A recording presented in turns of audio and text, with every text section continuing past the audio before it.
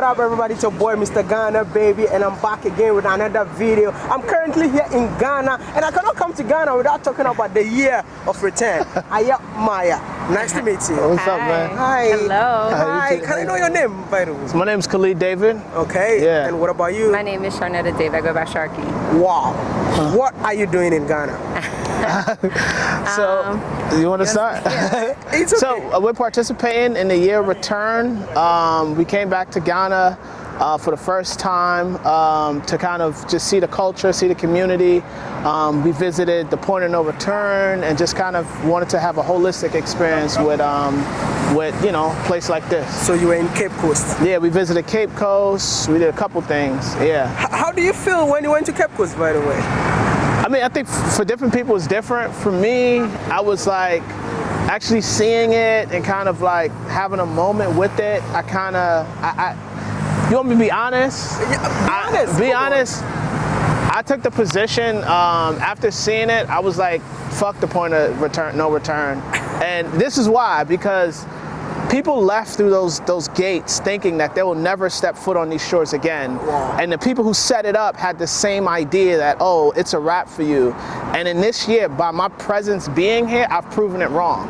So one person said that it was a point of no return, but the fact that I'm here in this moment means that they were wrong. So for me, I know like my ancestors like, yeah, we back. What's up? Know what I mean? So that was my take on it.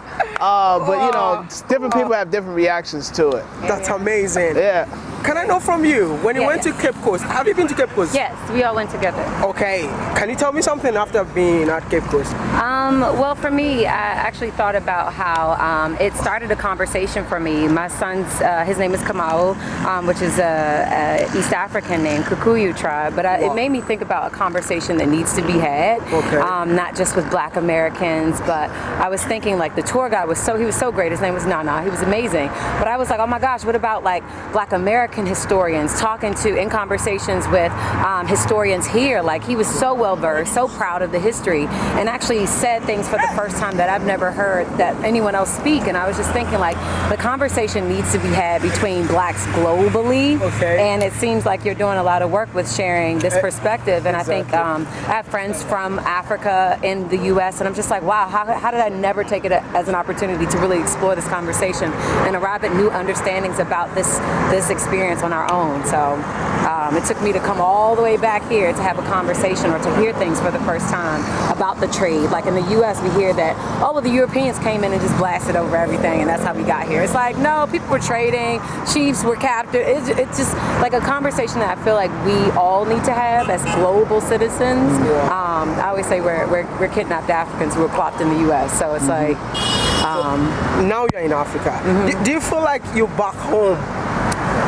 To be like, for me, I think as a global person, I think sometimes people are embracing, but I think sometimes people are like, where are you from? And I'm like, I'm Black American. I'm everything. Like if that makes sense, like it's like we couldn't, in order to survive the horrors of slavery, we couldn't vet each other and say, what are you? Where are you from? We had to come together. We had to press together. So we don't have that, and we couldn't have had that, if that makes sense. So it's like, wow, I don't know I'm everything. I'm East African, I'm West African, but coming back allows me to explore. Like I've been telling people my name's Sharky, and they're like, that's the origin of this thing. I'm learning so much about my like what I'm connected to. This is amazing. What are you gonna tell your fellow Black Americans out there who are thinking that, hey, I'm not from Africa, I'm not going back to Ghana anytime soon, or I'm not going back to my roots anytime soon? What are you gonna tell them? Is there any words of encouragement or words to tell them to come back home or something? I would tell you, you have an obligation to everyone who fought and died,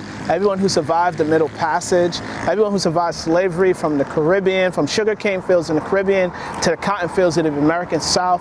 You have an obligation to reclaim that history that we've lost. And coming here, stepping foot on this ground, go to that place that they said you could never go back to and prove them wrong. Our ancestors will rejoice. And when I touched ground, there were people celebrating in the heavens that I had returned. You know what I'm saying? Think of, there was an auntie who prayed when their son or daughter got snatched up. They prayed that someday, one day, they'll come back. There was fathers who cried, grandmothers who prayed to every God that she knew that someday her children will return to her. We are the living example of that, and we have a responsibility to show up. Let those prayers not be in vain. We have to come back to this place and be a part of it. Yeah. That's what I say. This is the best interview I've ever had. For real, indeed. It's really the year of return. What are you waiting for? Just go get that ticket. I mean, if you don't want to come to Ghana, you can go to, what do you call it? It's your boy, Mr. Ghana, baby. And I hope you guys enjoyed this amazing episode. Don't forget to share to somebody and tell him, my brother, my sister, try and return back home. Aya Maya. Peace out.